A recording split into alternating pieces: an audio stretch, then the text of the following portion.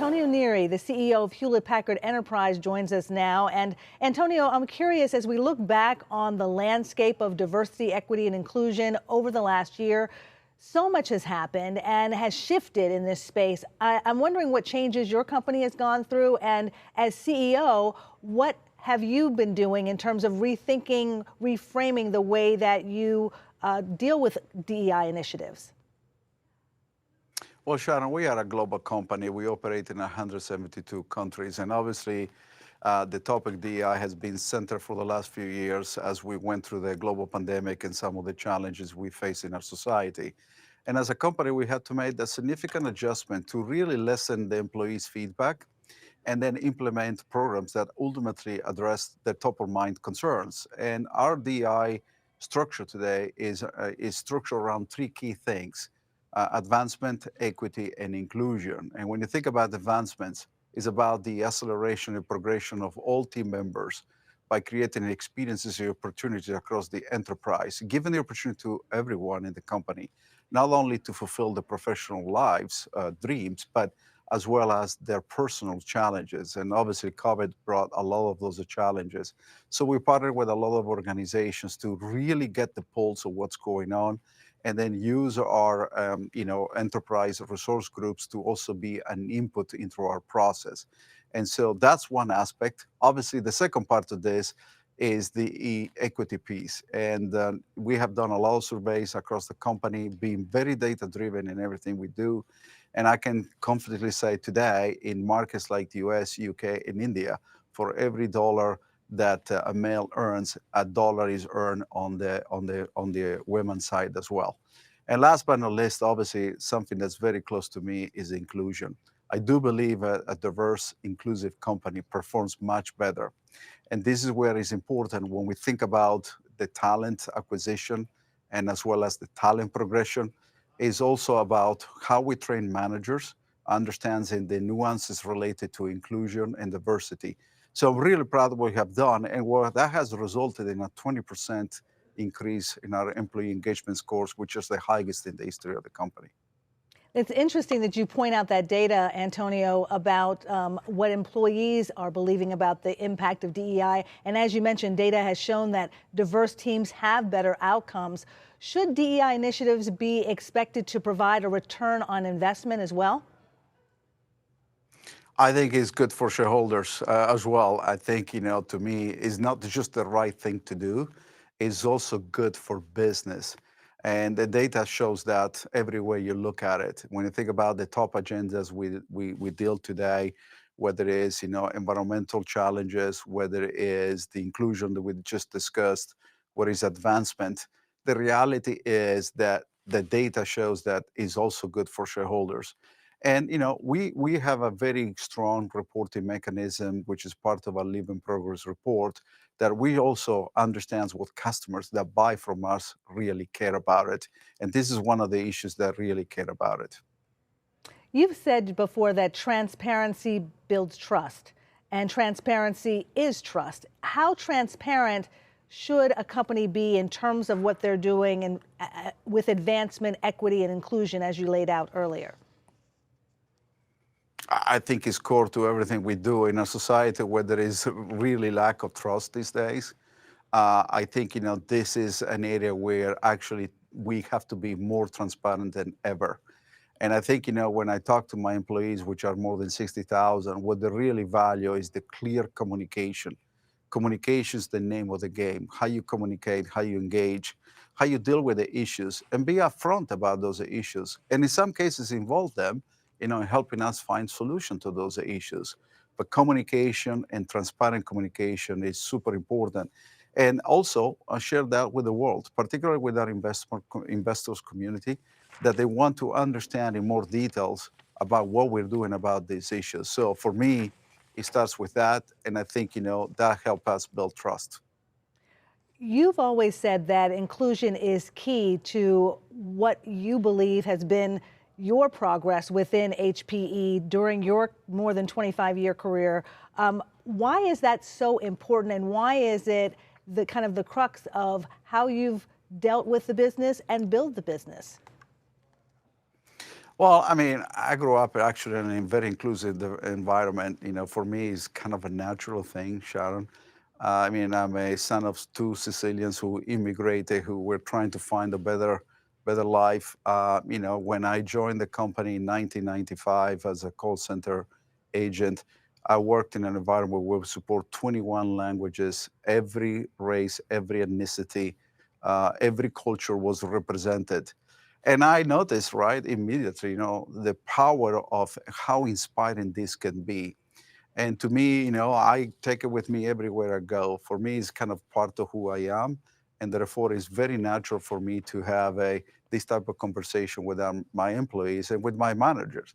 But realizing that, as you go around the globe, everybody has a different perspective, and providing a common ground and forum for having these conversations is so critical. It's core to who you are and how you have approached the workplace. But how important is it for others to understand how to integrate DEI work into their overall business strategy? If you don't have this history, this background, this heritage that you have, how do you deal with that? I think, this is one of the things we've done in the company is providing training to our managers and our employees, honestly, to have these conversations, and sometimes are difficult conversations. In the end, is providing a safe zone, with some tools that you can use to have the initial part of the conversation. I think these are realizing that this is super important. To me, when you manage a 62,000 employee company, it's like being the mayor of a town. You manage, all the issues that normally happen in a town. And so that's common sense to me.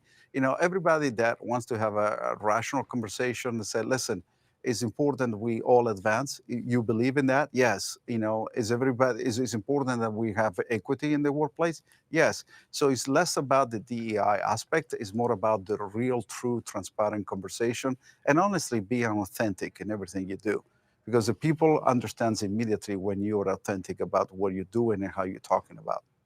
Can you share some of the challenges that you may have faced, that HPE may have faced in trying to implement certain DEI initiatives? What has worked? What has not really worked?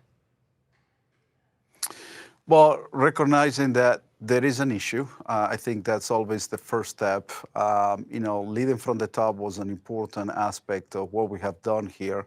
My board is represented in this effort. In fact, our lead director for the compensation committee is part of our steering team. She's African American. She brings a unique point of view. And myself, having that initial startup was a little bit difficult, I would say, especially during that social injustice time. Obviously, we continue to live today. But, with George Floyd and what happened here, it was a real emotional moment in the height of the pandemic. And so we learned that ultimately, you need to involve the employees and make them part of the fabric. We want to create this environment as a part of our culture, which was one of the top priorities I established for myself when I became CEO in 2018. Once become part of your cultural DNA, is much easier and become self-sustaining.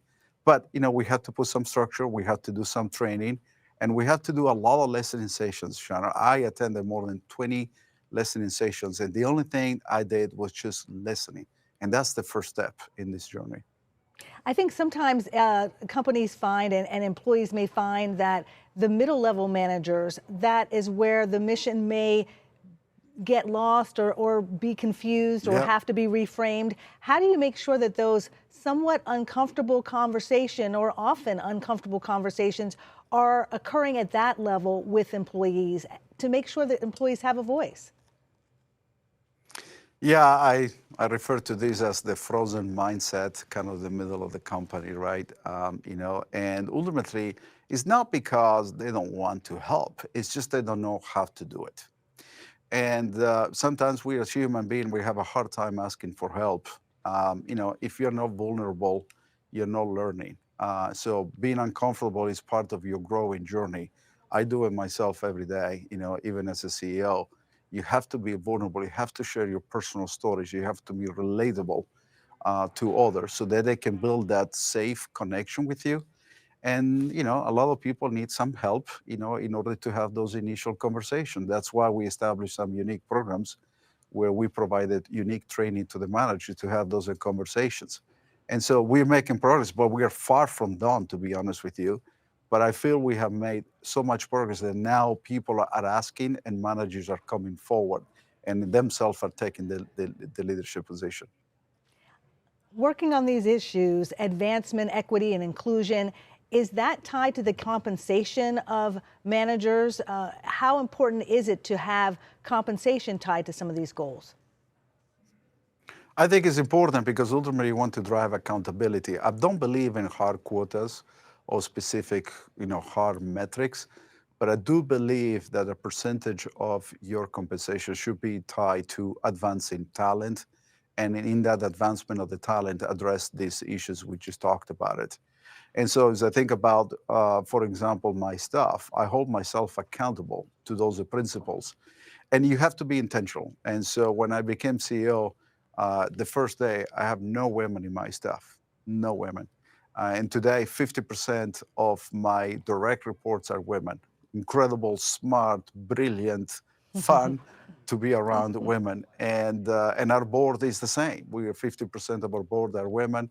And in fact, one of them is even African American. So for me, it's all about intentionality, is the will to change, the will to do things that are hard to do, honestly. And if we think about in tech, potentially a little bit harder. But to me, it's all about being intentional and be bold about what you do. In fact, we have one of the core beliefs in the company is in the power of being bold. And so those are the things we're trying to strive from the top. And then as more people, kind of endorse that point of view, it becomes self-sustaining in the company. Are you concerned at all or disheartened at all by some of the backlash you've seen here in the U.S. Against DEI initiatives in education and nonprofits and towards some companies? Well, I think it's because some of this is really attaching yourself to specific acronyms. As I said earlier, Sharon, I mean, if you have a rational, logical conversation with individuals about advancement of people, of course, everybody wants to make sure everybody has an opportunity. When you think about the ability to be inclusive, and have an opinion that you can share with others, generally most people will say, yes, absolutely, we want that.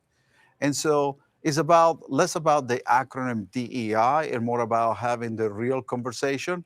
And that's why, when you think about those things, that's DEI to me. It's not the acronym, it's the reality of what we do every day. And so let's step back out of these acronyms things and think about the actual conversations we need to have.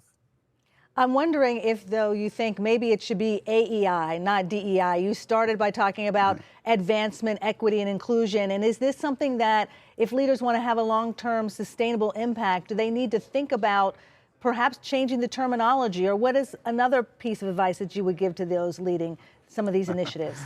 Yeah. So, Sharon, I've been living in the United States now almost 25 years. And I always said, remember, English is my third language in many ways. And I have been taken here in the US through a linguistic experience, kind of sorts, versus having the direct conversation we should have. And so it doesn't matter how we call it. It's about, we're all human beings. We all want to support our family. We all want to be successful in everything we do. And honestly, when I think about, we as a company, we all want to make a contribution. So it's about, listening first, the most important skill set I learned as a CEO. And second is involve others in the conversation, listen to the opinions, and take the best ideas and make them part of the best ideas. And ultimately, that's what culture is all about.